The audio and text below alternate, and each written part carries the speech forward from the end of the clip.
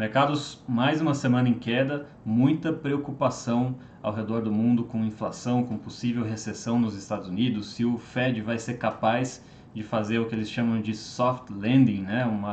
Um pouso suave na economia para que não gere uma recessão de fato.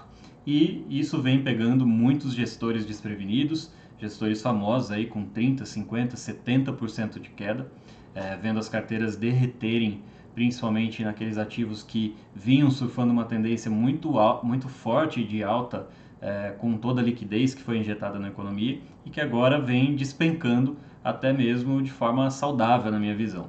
E nesse vídeo eu vou explicar para vocês um pouco da visão top-down, né, uma visão macro que eu uso para fazer a montagem das carteiras e que explica por que a gente vem tendo um resultado tão bom, tanto na carteira brasileira quanto na carteira americana, mesmo no momento de fortes quedas, né? Como que é feita essa escolha? Varia muito com a ideia de que, primeiro, a gente procura se adaptar às diversas situações e oportunidades que vão acontecendo no mercado, sem nenhum tipo de necessidade de permanecer 100% alocado. A gente não tem uma visão de longuíssimo prazo de buy and hold, e sim de maleabilidade, né? De capacidade de se adaptar às diversas situações que vão acontecendo ao longo da semana, do mês e as reações que o mercado vai tendo. Dentre os principais acontecimentos, nós temos aí o trigo, China e VIX, né? Para quem vem acompanhando as notícias, a Índia, que é o maior produtor de trigo do mundo, proibiu as exportações de trigo. Isso no momento que os grãos vêm tendo um aumento muito forte nos preços, já iniciado lá na invasão da Ucrânia. A Ucrânia, que é o quarto maior produtor mundial de trigo, tem praticamente 2 milhões de toneladas presas dentro do país, não conseguem escoar por conta da guerra, além das sanções contra a Rússia, que também dificultam a negociação de grãos de modo geral. Então isso vem gerando um efeito de alta nas commodities, deve continuar por mais algum tempo, e os bancos centrais não estão sabendo como resolver isso, né? Tem muitas situações chamadas exógenas, né, que não estão nas mãos ali do Banco Central, seja de oferta, de demanda, e a gente procura aproveitar essas oportunidades em operações ali de curto prazo, né, que vão surgindo. Além disso, a China, que vem sofrendo aí com o Covid, fazendo novos lockdowns dentro da política ali de tolerância zero com o Covid, e o índice VIX, que é o índice do medo, mais uma vez em patamares importantes, preocupantes, que normalmente acontecem quando o mercado está preocupado, quando o mercado está com muito medo e as ações estão em baixa. Então aqui a notícia da Índia, né, que eu já comentei. Só que isso gera alguns efeitos indesejados até mesmo para a própria Índia, né? Quando a gente começa a adotar posturas excessivamente protecionistas, isso gera um efeito em cadeia. Pode ser que a gente comece a ver a partir de agora vários outros países interrompendo as exportações, tentando conter ali os estoques, mas vocês vão ver no gráfico que é muito difícil, né, conter a realidade. Então a gente já tem uma queda dos estoques, esse movimento vem aqui acontecendo, e quanto menor a oferta, com uma demanda que vai se manter, porque é um produto básico, maior o preço, né? Então isso já vem se refletindo aqui no índice Bloomberg, né, que já vem desde 2020 num padrão de alta. Isso também é uma situação difícil de ser contida pelo Banco Central. A gente teve um primeiro aumento muito forte de preço do petróleo, agora preço dos grãos, e isso vai gerando esse efeito inflacionário em cadeia. Um outro gráfico interessante é que aqui, desde a invasão russa, aumentou muito a busca por compra de trigo na bolsa, né? Então muitos fundos buscando comprar trigo, já antecipando a alta dos preços. Só que a gente não tinha entrado até então, né? Eu já vinha acompanhando esse movimento já há algum tempo, desde que houve a invasão da Ucrânia, mas para o meu modelo operacional, a última palavra é sempre da ação dos preços, né? Então, por mais que a gente tenha analistas, que tenha notícia, né, histórias que vão sendo construídas ali, a última palavra é o gráfico. E nós só fizemos entrada no último dia 12, aqui nessa faixa dos 11,30. Hoje já está negociando a 12,15, então praticamente quase 8% de alta em 3, 4 dias de negociação, uma operação bastante estratégica, que nós conseguimos aproveitar ali dentro das carteiras, né? Além disso, abordando, vou até passar um pouquinho as notícias, principais notícias, que isso tem relevância aqui para nós. Uma coisa que me chamou a atenção, no último relatório, eu mostrei aqui bastante notícias sobre petróleo, né? A preocupação mundial ali com petróleo. Parece que a fila já andou, mesmo o petróleo já tendo se elevado novamente, quase não tem notícia sobre isso aqui. O que aparece é a situação russa, né? Aqui embaixo. Situação russa que continua nos noticiários, colapso da economia chinesa com esse lockdown tido com muitos aí por excessivo, né? Vem preocupando porque isso gera um efeito em cadeia, principalmente nas cadeias de logística, e são situações difíceis de serem resolvidas, né? O governo chinês, apesar de toda a pressão, é um governo ditatorial, precisa ali conter até movimentos sociais, mas ele vem enfrentando dessa forma, não está preocupado com a opinião pública, embora já tenha visto aí rumores de que tem muita gente descontente com o Xi Jinping, ele vai precisar dar uma resposta econômica, né, uma manutenção do crescimento chinês. Para quem não sabe, a China precisa crescer pelo menos 5% ao ano para absorver toda a massa de trabalhadores rurais que vão buscar as cidades. Então, para eles é uma necessidade. E por conta disso, a gente vem tendo muitos números negativos agora desse início de ano na China. Isso é muito negativo para o Brasil. A gente já viu os números de minério de ferro caindo, as mineradoras caindo. Mas tudo indica que a China, até o fim do ano, vai voltar a estimular o setor de construção civil. Esse foi a grande locomotiva da economia chinesa nesses últimos anos e eles são bastante dependentes disso.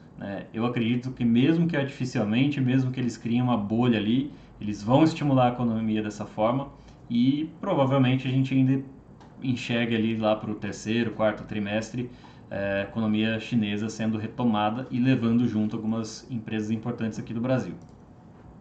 Dentre as principais notícias, nós tivemos aí o mercado americano tentando fazer uma alta, né? Ele veio na sexta-feira fechando com um movimento interessante de alta, mas que não vem conseguindo se sustentar, né? O mercado ainda está em baixa, na minha visão. Nós, apesar de termos aqui esse último dia de alta, uma alta forte, os indicadores ainda estão no campo vendedor, estão simplificando bastante a análise. Isso para mim já é o suficiente. Além disso, nós tivemos aqui mais notícias comentando que nós estamos com alto risco de recessão. É uma incógnita, né? Nosso papel aqui não é tentar prever o que vai acontecer, mas reagir às situações. Então, muitas vezes a gente fica à espreita ali de uma determinada operação que pode vir a acontecer, pode ser que não seja acionada, mas o nosso papel não é tentar antecipar nada.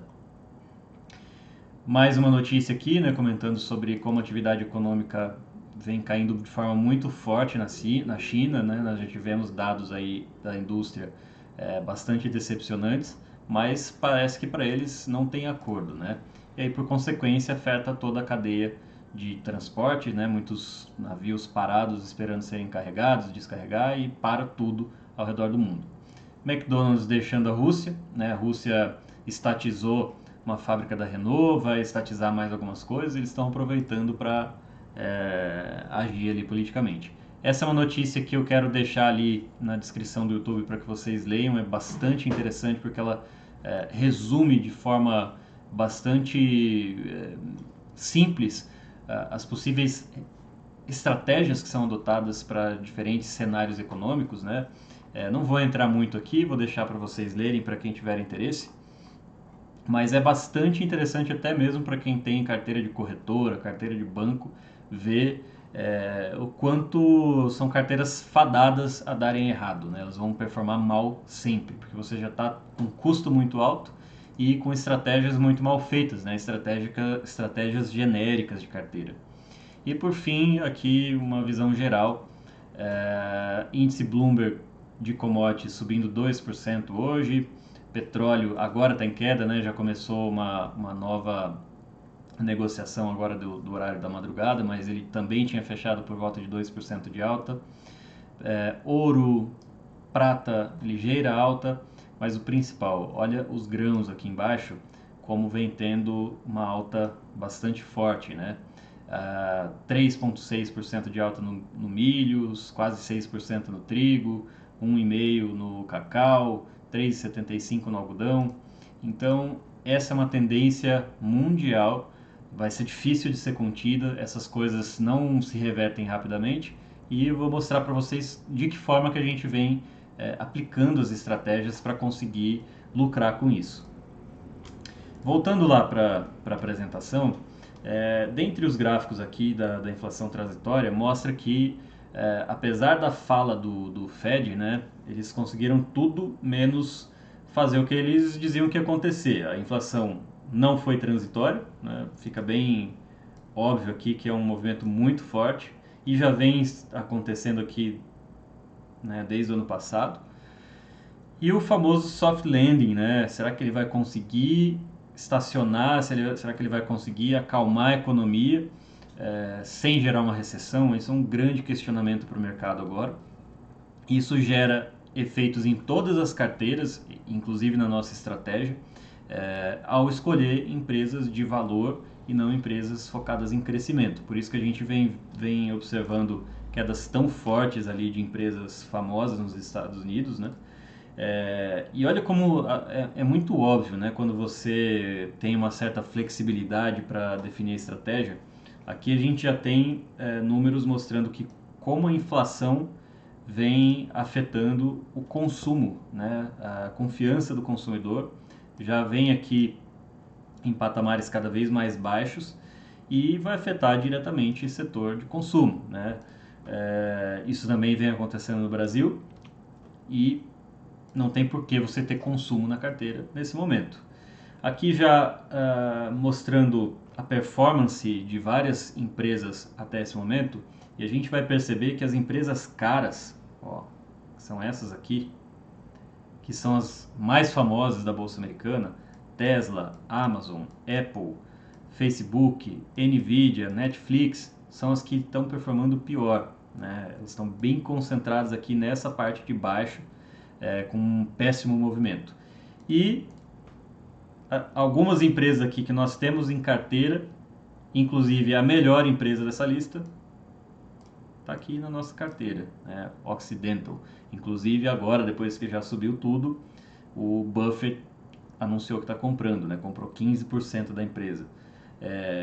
Não é por acaso que a gente tem essa ação em carteira, né? São movimentos que a gente vem acompanhando já há 2 anos, com 40%, 50% do portfólio posicionado pesado ali em petroleiras.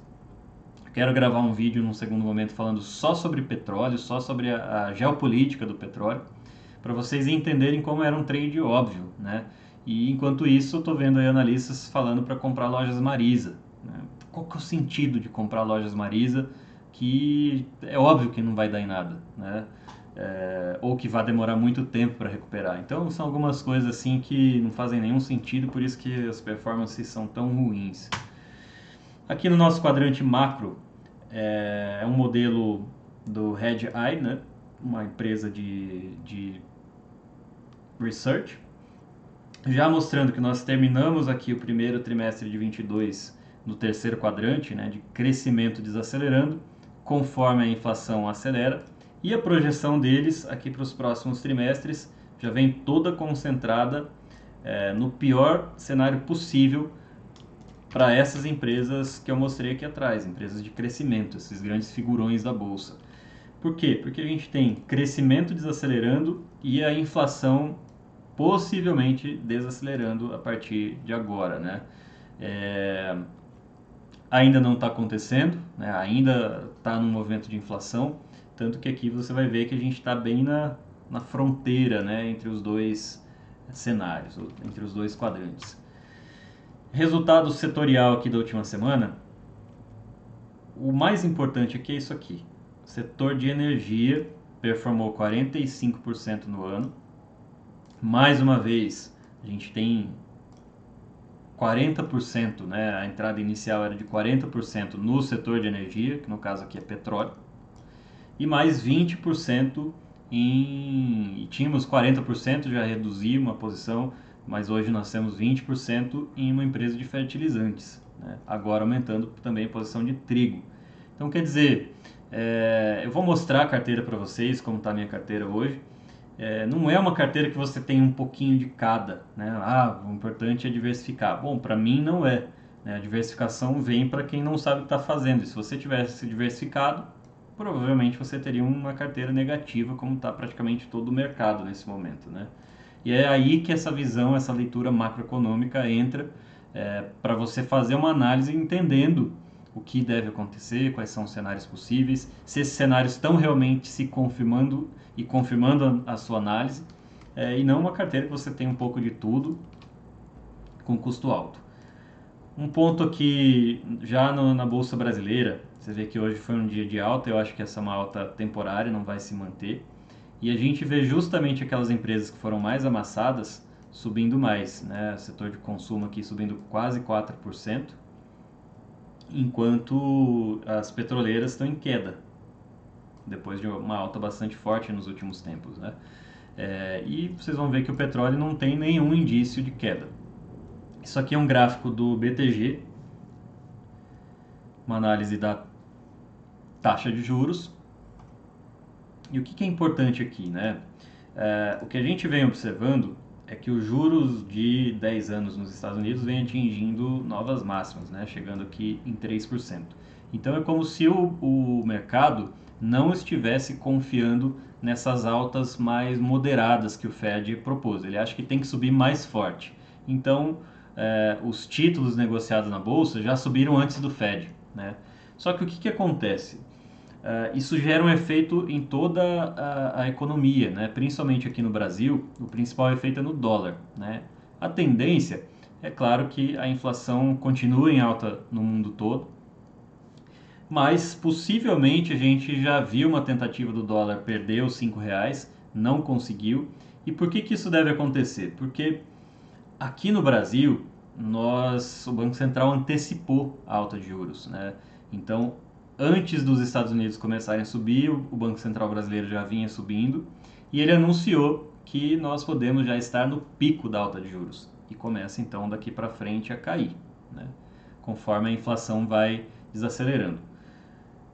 Quando a gente estava aqui nessa faixa de alta de juros, né, os Estados Unidos, vou deixar de outra cor aqui, ainda estava assim, né? Ele ainda estava em queda.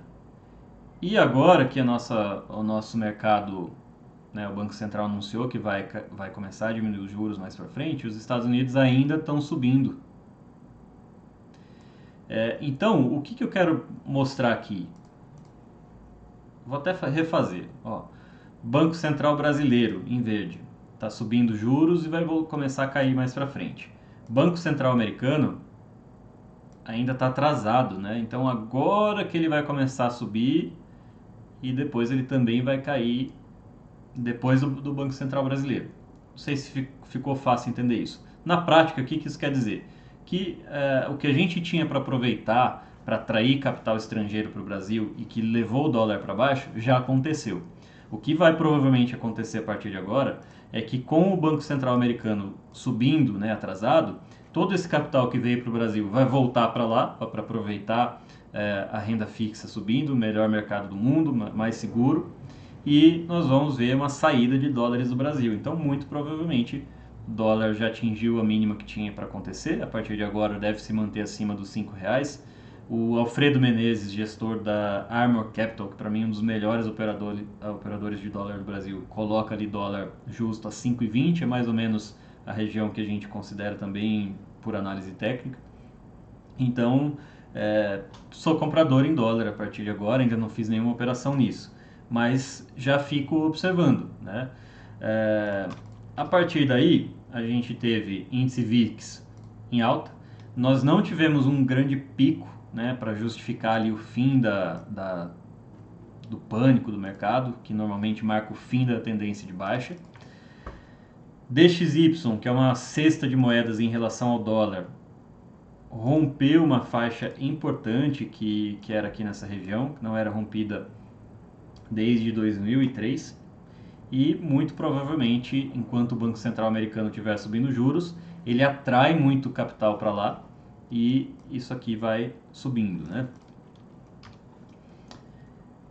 Taxa de juros de 10 anos dos Estados Unidos agora vista pelo gráfico, né? Então a gente teve uma alta bastante forte a partir aqui de julho de 2020, né? Petróleo rompendo a faixa dos 110 dólares que eu já tinha comentado. Então nós ainda estamos posicionados em petroleiras. Devo me manter assim por mais algum tempo, mas não vou esperar cair, né? Então muito provavelmente, se o petróleo der mais um pico aqui, as petroleiras devem seguir junto e eu aproveito para sair com o máximo de lucro possível, ou pelo menos reduzir um pouco do peso das petroleiras dentro da carteira e já começar a procurar novas oportunidades. Aqui é o preço do trigo que eu comentei, né? Nós fizemos a entrada aqui nessa faixa dos 11,30, o mercado já fez um movimento interessante de alta aqui e imagino que ele deve buscar aqui pelo menos os 13,50, 12,50. Esse aqui é um gráfico interessante, pouca gente conhece. Ele mostra basicamente a perspectiva para pequenos negócios nos Estados Unidos, né? Então a gente tem um cenário que o S&P vem tendo as suas projeções frequentemente revisadas para baixo. Então um banco importante nos Estados Unidos já colocou alvo para a Bolsa Americana em 4.300 pontos. Isso dá pelo menos mais uns 12, 15% de queda. Nós temos China desacelerando e ainda com projetos ligados à construção civil como uma maneira de reaquecer a economia. E Estados Unidos precisando diminuir o ritmo, né, precisando desaquecer para conter a inflação. Então, onde que o Brasil fica tudo nisso? Ele fica amassado entre Estados Unidos e China, muito dependente dos dois, muito dependente dessa recuperação chinesa, mas privilegiado por ser um grande exportador num momento que isso deve continuar performando bem, né? O Brasil é um grande produtor de grãos, grande produtor de proteína, grande produtor de minério, e é justamente os setores que vão ter provavelmente uma movimentação interessante. Eu vou até soltar um relatório específico sobre frigoríficos, sobre ciclo da carne e da proteína. Ficou bastante interessante, bastante claro ali as oportunidades que existem no setor. E a gente deve buscar uma entrada para os próximos meses, para as próximas semanas, no setor de frigoríficos. Agora abrindo a carteira, né? Hoje a gente tem na carteira Patrimônio Global só 4 posições, então vocês vão ver que é um padrão muito diferente de carteira. Como eu comentei, concentrado aqui em 2 petroleiras que correspondem a 40% da carteira, as 2 com rentabilidade alta já. Uma empresa do setor de fertilizantes, que também é muito afetado pela guerra da Ucrânia, né? Bielorrússia, Ucrânia e Rússia são grandes produtores de fertilizante, também é um ciclo que vai demorar para se recuperar. E por último, a última entrada que nós fizemos em trigo, uma posição ainda pequena, provavelmente se continuar performando bem eu devo aumentar mais um lote, né? Mas que já está com quase 7,5% aqui. Tivemos uma operação de venda, né, de short em Nasdaq. Ela fechou uma parte ali da posição, eu fechei uma parte da posição com 15%, a outra parte já quando ela recuou muito rápido com 0,5% de alta só, então aproveitei só a metade. E estopei Mosaic, também é uma empresa de fertilizante, mas que não teve uma performance parecida com a CF, né?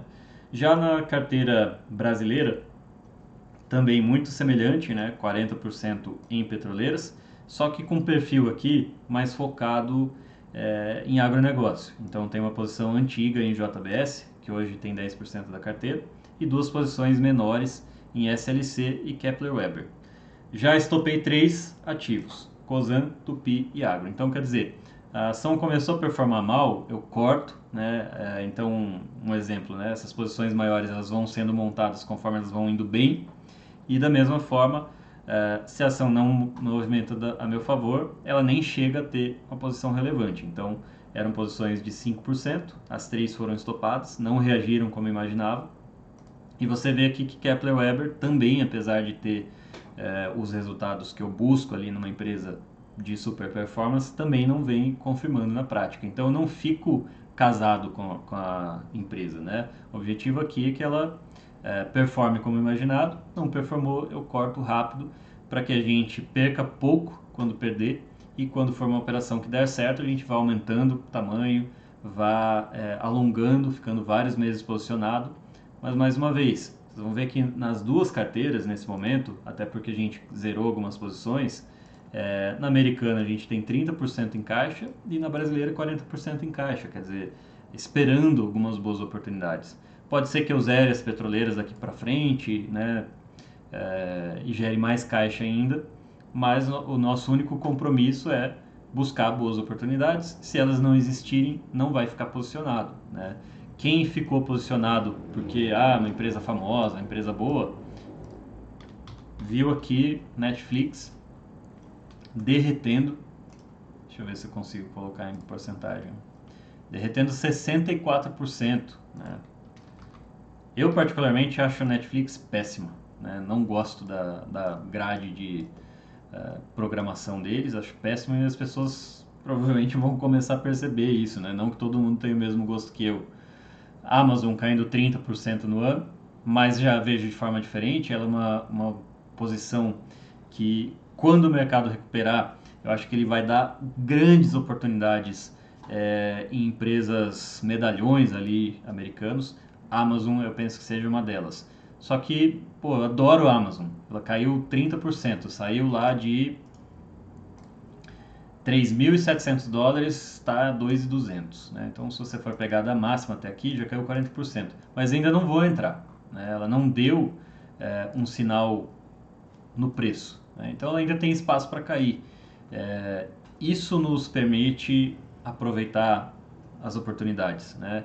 Não preciso, porque a Amazon é boa, vou ficar comprado com ela e não vou zerar nunca. Pô, não está performando bem, zera.